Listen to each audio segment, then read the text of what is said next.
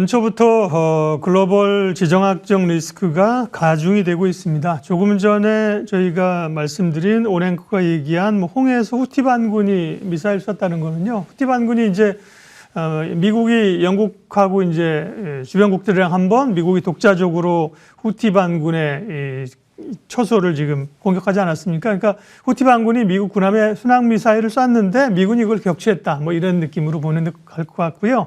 뭐 여전히 후티 반군이나 이런 쪽에서 뭔가를 하려고 하겠죠. 그렇게 뭐 다시 일촉즉발로 이제 커지는 그런 뉴스는 아닙니다. 그리고 또 지정학적으로 우리가 이제 고려해야 될 게 주말에 타이완에 총통 선거가 있었지 않습니까? 그 결과들은 알고 계신데요. 그래서 어떤 영향을 미칠까? 저희가 또 이 부분에 대해서 잘 알고 계신 분이죠. 중국경제금융연구소 전병수 소장님 오늘 좀 특별히 모셨습니다. 어서 오십시오. 안녕하십니까? 예, 민진당의 라이칭더 후보가 당선이 됐는데요. 대략 시장에서는 예상했던 결과이지요. 평가는 어떠세요, 소장님? 그렇습니다. 네. 사전 예비조사에서 그 2등 국민당 후보가 1등을 한 번도 이긴 적이 없어요. 네. 그래서 요즘 선거 예측 잘한다 그렇게 네. 볼 수 있는데, 근데 이제 언론에서는 그 대만이 미국을 선택했다 그러는데, 제가 볼 때 미국을 선택한 게 아니고 미국이 비중을 줄였다 이렇게 보는 게 맞을 것 같아요. 최근 8년 동안에 민진당이 득표율이 57, 56 이랬는데 이번에 40%로 떨어졌어요. 네. 그리고 반대로 이제 그 제3당이나 이쪽의 비중이 올라갔다는 거죠. 예, 예. 그 얘기는 오히려 미국을 선택했다기보다는 미국 비중 줄이고 중립 비중을 올렸다. 독자적인 구도로의 그렇습니다. 꼭 주식 투자할 때 그 중립 포트폴리오 같듯이 그렇게 봐야 될 것 같아요. 근데 모든 선거는 결국 되느냐 안 되느냐의 게임이니까 되고 난 사람이 결과를 볼 때는 우리가 승리했다고 하고 그러는데 내면을 뜯어보면 그렇단 말. 그게 이제 소위 민중당의 커원저 후보잖아요. 의사 출신인데 이분 그쪽에 MZ 세대들이 굉장히 지지했다는 거잖아요. 그렇습니다. 그래서 이번 선거를 제가 볼 때는 대만 분들이 굉장히 현명한 게 균형을 잘 잡았던 것 같아요. 그래서 여대 야소를 이제 여소 야대로 만들어 버린 거죠. 그 총통은 민진당이 해라. 그러나 이제 의회는 반대로 야당을 올려놨기 때문에 그게 이번에 제가 볼 때는 대만 선거의 최대 승리자는 라이칭더 민진당 후보가 아니고 방금 지적하신 그 커원저 제3당의 후보가 최대 승리자인 것 같아요.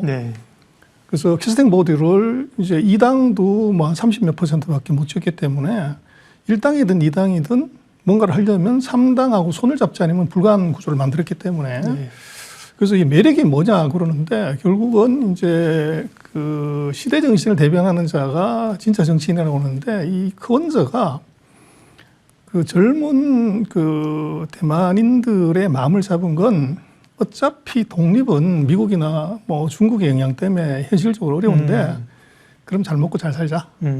그래서 정치 갖고 누가 하네 마네 와글와글 떠들지 말고 민생을 책임지는 쪽, 그쪽에 이제 우리도 성향이 비슷하지만 대만의 젊은이들은 그걸 선택한 것 같아요.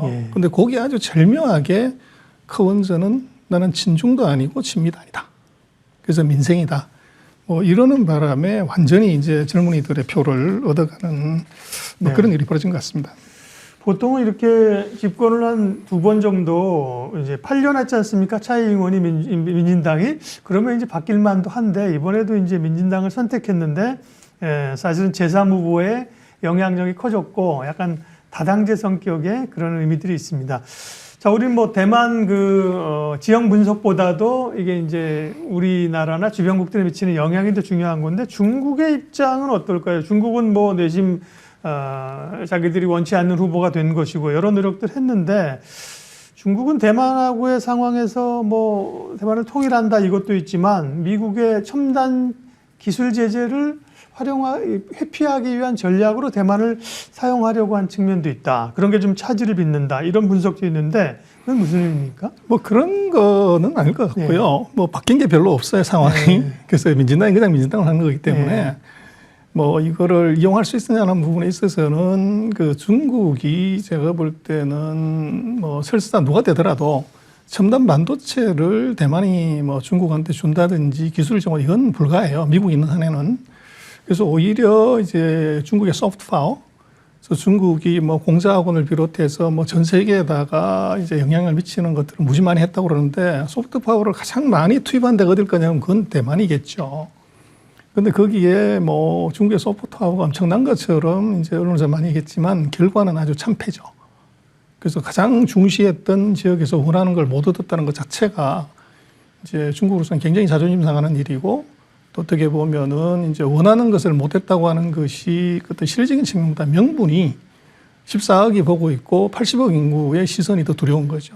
뭐 그렇게 되면 아마 중국으로서는 절대 가만 못 있고 뭔가 이제 그 새로운 정부 길들이기 뭐 이런 액션은 나올 수밖에 없을 것 같아요. 네, 그 부분이 이제 중요한 건데요. 이후에 그러면 중국이 나올 수 있는 그런 압박의 가능성들이 뭐냐? 소위 뭐 이 외부적인 것도 있을 수 있고 한쪽에서는 어쨌든 간에 뭐 무력 충돌 가능성 이런 것들도 계속해서 나오고 있지 않습니까? 그런 가능성이 조금 더 높아진다고 봐야 됩니까? 그래서 뭐 중국이 통상적으로 쓰는 방법이 4가지가 있는데요. 네. 첫 번째가 대화 안 하겠다. 그래서 대화 통로 잘라버리겠다. 뭐 북한하고 비슷하죠. 네. 이 두 번째가 이제 전쟁을 하자는 건 아니고 그 대만 해협주의나 대만 영공에다가 뭐 전함을 보낸다든지 이제 전투기를 날린다든지 해서 심리적인 압박감을 높이는 것, 그리고 이제 실질적인 경제 제재를 들어가는 거, 그리고 이제 외교적으로 이제 대만을 지지하는 나라들에 대해서 뭐 정치, 경제, 뭐 외교적으로 압박을 하는 그 4가지 수단을 쓰는데 뭐 지금은 이제 군사적인 행동을 뭘 할 거냐에 대해서 많이 관심을 갖지만 그 2개가 다 사실은 실패한 거죠. 그래서 선거할 때 보면 중국이 여러 가지 립 서비스를 했는데 전혀 씨알이 안 먹혔고 또 투표하는 바로 직전에 그 전투기를 날리고 뭐 이제 비행기 그 우주선 위성 쏘는 거를 그거를 이제 딱 거기 날짜에 맞춰서 하는데 대만 정부가 그게 이제 뭐 위험하게 날아오는 줄 알고 비상벨을 울렸어요. 네.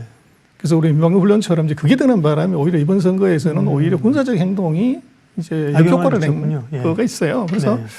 아마 중국 입장에는 제가 볼 때는 뭐 서방 세계에서는 이제 군사적 행동을 우려하지만 저는 그럴 가능성은 대단히 낮고 오히려 이제 실질적으로 선거에서 별 역할을 못 본 것보다는 경제적으로 제재를 했을 때 이제 민심이나 중국에 실질적인 타격을 주기 때문에 아마도 이제 경제 제재 그걸 더 수위를 높이지 군사적 압박을 크게 높이기는 뭐 큰 의미가 없을 것 같아요.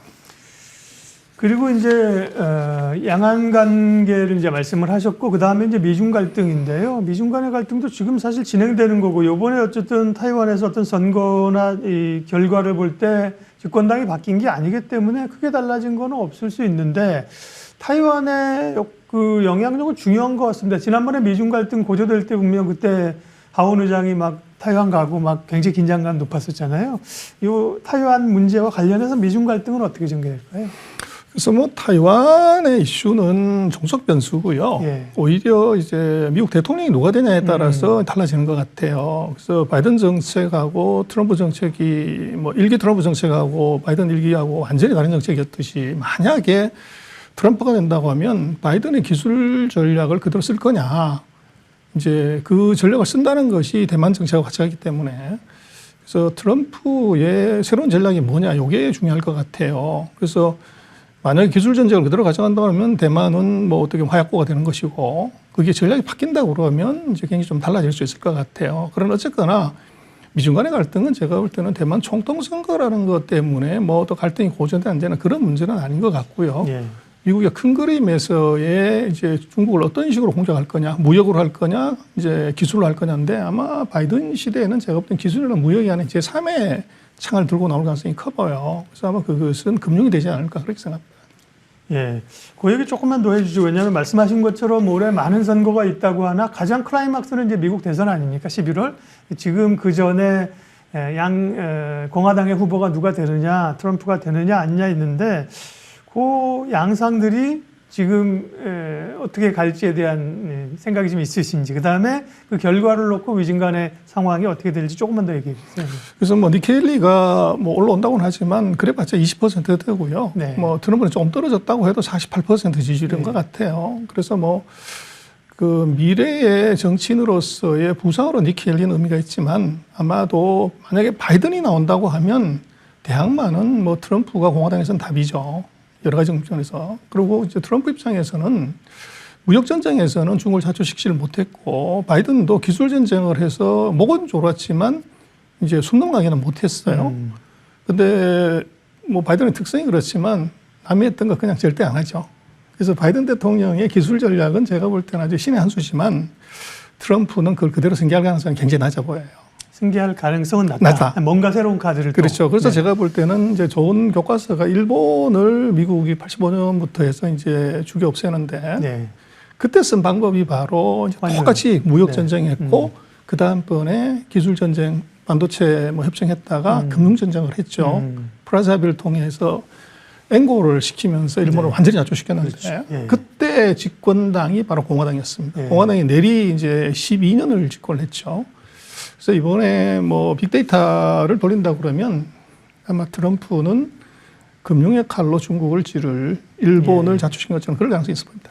다만 이제 일본은 미국이 이렇게 압박을 했을 때 들을 수밖에 없는 그런 처지였는데 뭐 안보적인 측면도 그렇고 중국이 그렇게 소위 순순히 백기를 들 것이냐 금융적으로 미국이 압박을 하더라도 그런 이제 고민들은 좀 있는데요. 그런 부분들은 나중에 또 좀 얘기할 기회가 있을 것 같고요. 타이완 선거 결과에 따라서 타이완이 워낙 이제 반도체 비중이 크다 보니까 그와 관련해서 우리 반도체 업체들, 우리 산업에게 뭐 도움이 된다, 혹은 뭐 그렇지 않을 수 있다라는 논란이 벌써 뉴스에서 많이 나오고 있는데 어떻게 보세요, 소장님? 뭐 정서적, 심정적으로는 호재인데 그 팩트를 들여다보면 중립이다. 그래서 정말 뭐 중국이 대만의 TSMC 공장을 공격했다 그러면 한국의 호재일 수 있지만 현실적으로 그럴 가능성은 대단히 낮고요.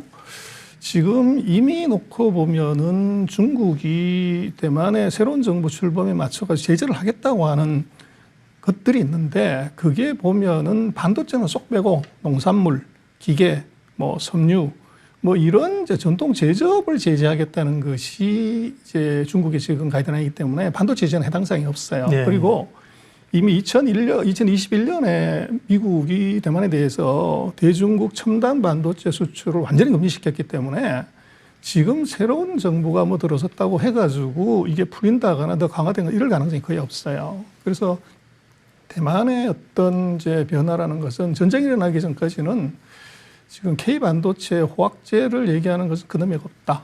그리고 오히려 지금은 반도체 쪽은 이제 반도체 경기하고 반도체 가격이 어느 방향으로 가냐. 그게 중요하지. 대만의 이슈는 그냥 뭐 이제 호삭거리 정도? 그런 정도지. 실제적인 반도체 경기나 뭐 산업 구조는 큰 영향 없다. 어찌 보면 이제 대만의 선거 결과가 지금 집권당의 승리이고 우리가 이제 생각했던 거에서 크게 벗어나지 않았기 때문에 사실은 영향이 뭐 적은 거죠, 그죠? 다른 결과가 나왔다면 훨씬 더 시장에서 분석할 게 많았을 텐데요.